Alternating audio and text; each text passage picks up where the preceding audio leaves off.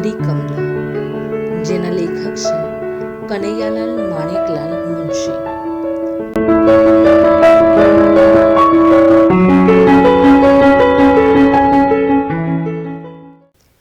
ભલે તમે માનો કે ન માનો, પણ કેટલાકના જીવન પર કમનસીબીના ચારે હાથ હોય છે. અથથી ઇતિ સુધી સુખના સ્વપ્ન પણ તેમને દુર્લભ હોય છે. તેનો દાખલો જોઈએ તો હું. જન્મથી એકે પાસો સીધો પડ્યો નથી. એકે કામ નિર્વિઘ્ને પાર પડ્યું નથી. એક અવસર વાંધા વગર ગયો નથી. કોઈ વખત તો ઈશ્વરની ભલાઈ વિશે પણ સંશય થાય છે. નહીં તો શા સારું જન્મ આપતા જ માતા પોતાના પહેલા પુત્રનું સુખકર રુદન સાંભળ્યા વિના સ્વધામ જાય? શા સારું ગરીબ પિતા એકના એક પુત્રની કંઈ પણ ગોઠવણ કે સુપરત કર્યા સિવાય 1 વર્ષમાં પોતાની પત્ની પાછળ સ્વર્ગે સિધાવે? હશે. ગયા. બાળપણની ભોળી અને અજ્ઞાન નિર્દોષતામાં વહાલાને વિસાર્યા. મેં એકલાએ જ સૃષ્ટિની નિર્જનતામાં ભટકવાનો આરંભ કર્યો. શી મુશ્કેલીએ ભણ્યો, ક્યાં ક્યાં અથડાયો, ક્યાં ખાધું, ક્યાં સૂતો, એની કોને દરકાર? બહેરી દુનિયાને સંભળાવે શો ફાયદો? 22 વર્ષે ભણતર પ્રમાણે સારે ધંધે વળગી એકલા જીવનના લેવાય તેટલા લાહવા લેવાની મેં શરૂઆત કરી. હું કમાતો અને મારી ન્યાતની એક ગરીબ વિધવા ઘર ચલાવતી. તે મારા ઘરમાં તેની દીકરી સાથે રહેતી. કમલા 8 વર્ષની, રૂપાળી અને ચકોર હતી. તેનું હંમેશ હસતું મોં મારા એકાંત ઘરનું ઘરેણું હતું. એ હસતી અને નિરંતર કંઈ નવા નવા ગાના કાઢતી. હું એને રમાડતો અને વખતે ભણાવતો, પણ તેની માનું હેત તેના પર બિલકુલ નહોતું. શાનું હોય? કઠોર હૃદયની તે પાપી માતા પોતાની એકની એક છોકરીને ઊંઘતી છોડી એક રજપૂત જોડે નીકળી ગઈ. તેનો પત્તો ન મળ્યો. ગરીબ બાપડી કમલાને એકલો મારો જ આધાર રહ્યો. અનાથને અનાથ પ્રતિ આકર્ષણ સ્વાભાવિક હોય. આધાર વિનાના 2 રઝળતા પંખીડા સ્નેહથી સાથે ઉડે તેમાં શી નવાઈ? હું અને કમલા બંનેને ઊંચે આભ અને નીચે ધરતી એમ હતું. અમારો સ્નેહ વધ્યો. માતા પિતા, ભાઈ ભાંડુ બધાની ગેરહાજરીથી દબાઈ રહેલી લાગણીઓને હવે સ્થાન મળ્યું. કમલા મારું સર્વસ્વ બની. તેને હસવે હું હસતો, રડવે હું રડતો, 24 કલાક તેના સ્મરણમાં વખત ગાળતો અને તેના સુખની સામગ્રીઓ તૈયાર કરવામાં મારા જીવનની કૃતાર્થતા માનતો. મારી કમલા. તેને જરા પણ આંચ આવતા હું બળી મરતો. તેને પોતાની માતાનો વિયોગ સાલતો, પણ માતાને ભૂલાવે એવી સ્નેહાર્દતાથી હું તેને સંતોષતો. તે પણ મને જ દેખી રહેતી અને મારે દુઃખે દુઃખી બનતી. તેના કોમળ અંતઃકરણે મારા સ્નેહને સ્વીકાર્યો. તે અને હું પ્રેમમાં પડ્યા. મને કોઈ વખત સંશય થતો કે આ હસતી અને કૂદતી મૃગલીનો અસ્થિર સ્વભાવ અગાધ પ્રેમ સમજશે. તેનો સ્વભાવ ઘણો જ ચંચળ હતો. એક વિષય પર ચોંટી રહેવું એ તેને દુઃખકર લાગતું. મારી શંકા કોઈ વખત ઘણી વધતી અને કોઈ વખત નાશ પામતી. પણ હું જાતે જ ચડ્યો. અભ્યાસ કરી, બેંક જેવી સંસ્થામાં નોકરી કરી. કંઈ પણ નિયમિતતા મેળવી હતી તે મેં વિસારી. કમલાનું હાસ્યવિદ્યોત મારા સખતમાં સખત નિયમોને ભેદતું. એની આંખને ઈશારે હું મારા મોટામાં મોટા નિર્ણય તોડવામાં મોજ માનતો. તે રૂપમાં વધતી ચાલી જુવાનીને પહેલે પગથિયે ચડવા લાગી. તેના લાવણ્યે મારા હૃદયમાં વિવિધ વિકારો પ્રેર્યા. તેનું કોઈ પાસેનું સગું હતું નહીં. મેં તેને પૂછ્યું ને તેણે મને સ્વીકાર્યો. અમે પરણ્યા. પછી સુખમાં શું પૂછવું? જ્યાં અન્યોન્યે પ્રેમ લાગણીઓ ઉભરાતી હોય ત્યાં સુખની શી સીમા? વખત, પૈસો, ધર્મ, પ્રભુતા બધાને ઠેસ મારી મારી કમલાને રીઝવવામાં હું મશગુલ રહ્યો. હૃદય સુખી સંગીતમાં એકતાર થતા. દુનિયાની ઝંઝાળ છોડી ભવિષ્યનું ભાન ભૂલી મેં પ્રચંડ પ્રેમ યજ્ઞ આરંભ્યો.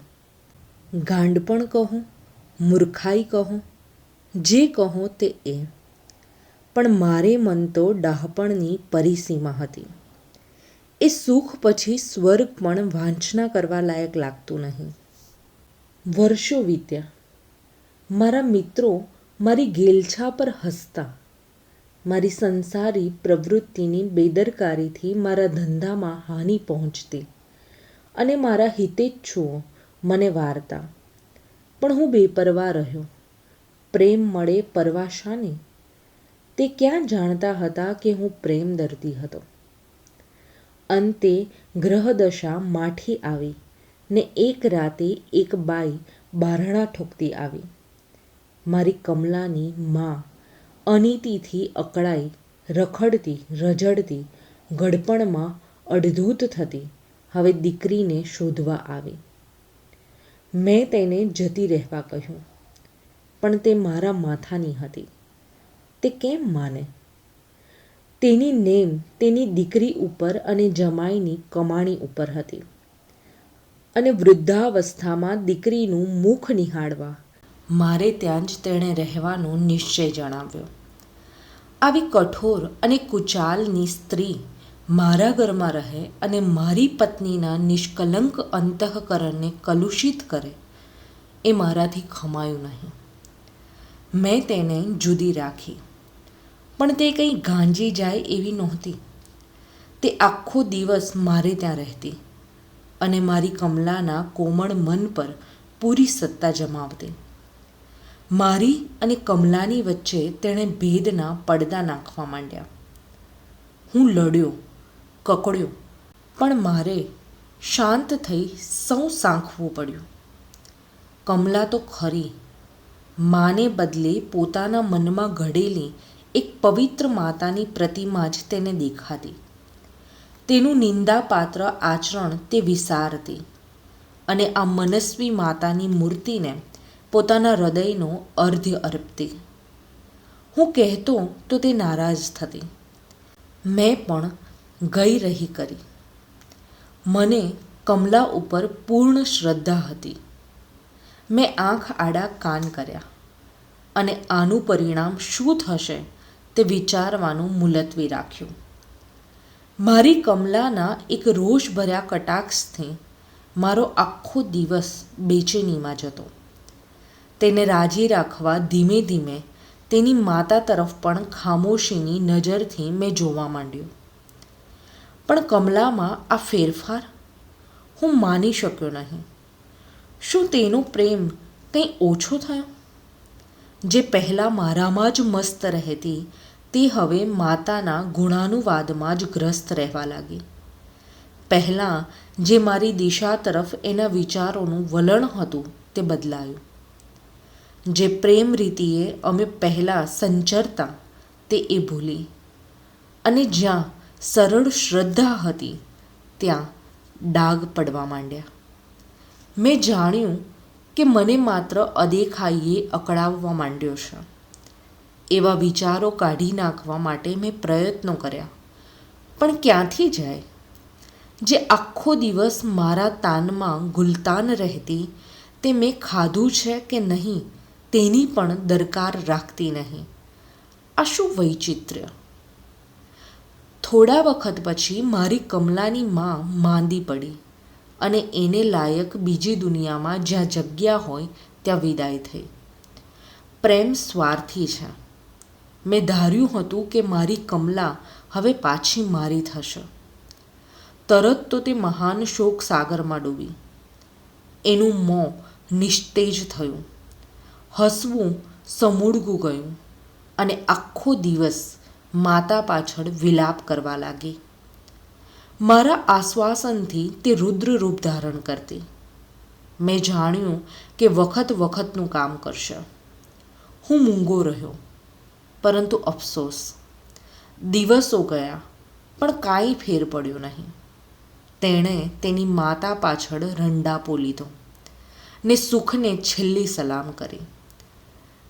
તે હીણભાગી માતા મરતા મરતાએ મારા પર વેર વાળતી ગઈ અને મારા સંસાર સુખ પર પાણી ફેરવતી ગઈ. આમ ક્યાં સુધી ચાલે?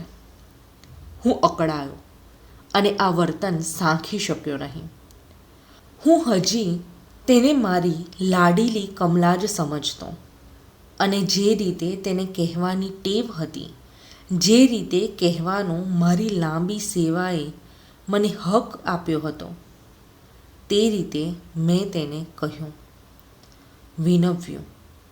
તરત તે એક સિંહણ સમાન ગાજી. એ સંબંધી બોલવાનો મને તેણે પ્રતિષેધ કર્યો. મને હવે સંસારમાં સાર દેખાતો નથી. માના નિસ્વાર્થ પ્રેમ વિના જિંદગી બધી રાખ સમાન છે. હું ચમક્યો. શાબાશ બહેરીની જાત, શાબાશ મારી સહચરી, શાબાશ મારી સંસાર તારીણી. સંસાર ત્યાગનો નવો પ્રકાર મેં ત્યાં જ જાણ્યો. થોડા દિવસમાં બીજો નવો ફેરફાર દેખાયો. હું તેને અકારો થઈ પડ્યો. એકદમ મારા આચરણમાં તેને અસંખ્ય ખામીઓ માલમ પડી અને તેનું રસ લઈને વિવરણ કરવા માંડ્યું. જેને એ એક વખત ઈશ્વર તરીકે પૂજતી, તેમાં એને નક્ષીલ દુર્ગુણો ખદબદતા દેખાયા. આખો દિવસ થતાં મારી અધમતાના વર્ણનથી મારી જાતને હું ખરેખર એક રાક્ષસ માનવા લાગ્યો. માણસ અન્યાય ક્યાં સુધી ખમી શકે? ઈસુ ખ્રિસ્તની સહનશીલતા સૌને સુલભ નથી અને તે ધરાવવાનો દોડ પણ હું ઘાલતો નથી. સુરદાસ આપોઆપ સીધો ન ચાલે, પણ ચિંતામણીના ચેતતા ડામથી જ ચમકે, જાગે ત્યારે જ. હું પણ અંતે જાગ્યો અને આટલા વર્ષ થયા મારી કરેલી સેવા, જે દુઃખ, અગવડ, નુકસાન, ધર્મસ્ખલન મેં આ સ્ત્રી માટે સેવ્યા, તે સર્વે મારી નજર આગળ ખડા થઈ મને દોષ દેવા બેઠા. મને બેહદ સંતાપ થયો. હું પણ વિફર્યો. હિન્દુ ધણીની જુલ્મી વર્તણૂક મને યાદ આવી. પણ એ નીચતા અને ક્રૂરતા કોની સામે? મારી કમલા, મારી રમાડેલી, લડાવેલી, મૂર્ખ પણ નિર્દોષ પ્રિયતમા સામે? નહીં, નહીં. એ પાપાચાર કરતાં ગમે તે દુઃખ વધારે સારું. મેં બને તેટલું કહ્યું. ઉત્તર મળ્યો, તમે શું કર્યું?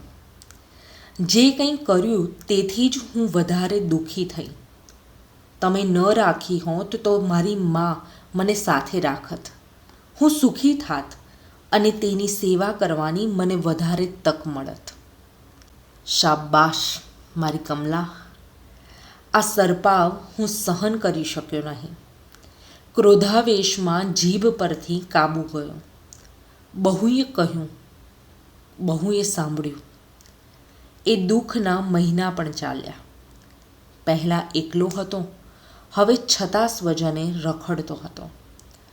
સંસારમાં નિર્જનતા તો હતી, તેમાં હવે ભડકો ઉઠ્યો.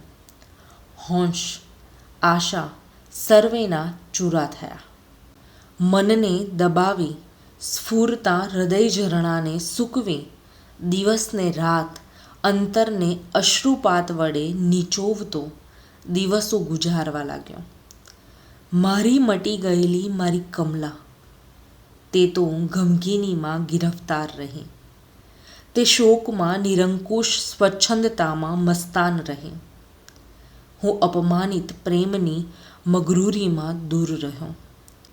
દુઃખ વેઠવું દુઃસહ થયું. અમે છૂટા પડ્યા. અમે હવે ભાગ્યે જ બોલતા.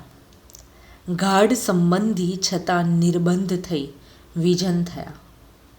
પણ જ્યારે હું વિચારમાં નિમગ્ન થતો અને તેનું હાસ્ય કે શબ્દ કાને અથડાતા, ત્યારે મારા મનમાં અનેક તરંગો ઉછાળો મારતા. નષ્ટ થયેલી મધુરતાનું સ્મરણ મીઠાશ પ્રસારતું. ભૂતકાળ, વર્તમાન અને જે સુખ અનુભવ્યા, જે અંતરની ઉર્મિઓ ભેદી અમે પ્રેમ સાગરે ઉછરેલા, જે હું અને તુંનો ક્ષુદ્ર ભેદી અમે ઐક્ય અનુભવેલા, જે હૃદયના ઉભરાતા ઉમળકા ઝીલી અમે પ્રેમમયતાને પામેલા, તે સમય જ્યારે યાદ આવતો ત્યારે મારું હૃદય ચીરાઈ જતું. મેં બદલી કરવાનું નક્કી કર્યું. ગેરહાજરીથી અંતરના વ્રણ રૂઝાશે એમ ધારી મેં દેશ નિકાલ કબૂલ કર્યો. વખત વહ્યો પણ ધારણા સફળ ન થઈ. 500 ગાંવ દૂરથી મારી કમલાની યાદ મને સાલતી અને તેની પ્રતિમા મારા આગળ નિષ્દિન ખડી થતી. મહિને દહાડે પૈસાના મની ઓર્ડર મોકલવા સિવાય બીજો સંબંધ અમારે કંઈ પણ રહ્યો નહોતો. હું કઠિન થવા માગતો અને હૃદય પ્રેરણાઓનો નાશ કરવા કંઈ ઉપાયો યોજતો.